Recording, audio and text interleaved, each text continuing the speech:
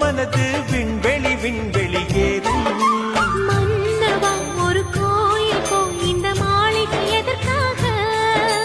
தேவியே என் ஜீவனே இந்த ஆலயம் உனக்காக.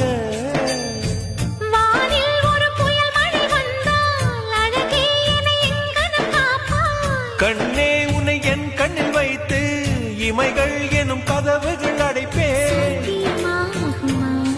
நான் சத்தியம் செய்யவா? தொடு தொடுவெனவே வானவில் என்னை தூரத்தில் அழைக்கின்ற நேரம். உவா